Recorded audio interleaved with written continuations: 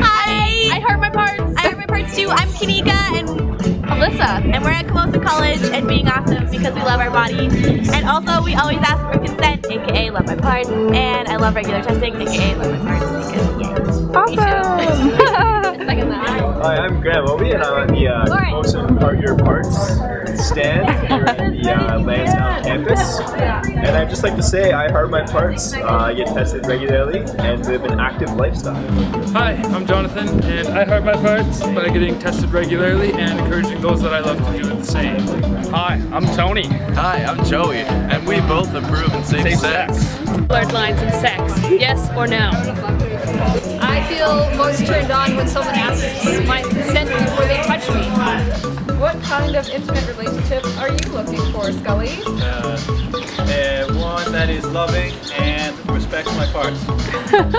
I'm looking for one that is also loving and includes open communication and regular testing.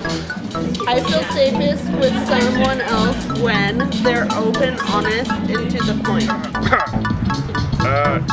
Getting tested for STDs regularly is probably a good idea. Sorry baby, I don't use protection. It doesn't feel as good. I have my parts, so yeah, I really love you and respect you, so let's use the condom and practice safe sex. Practice safe sex!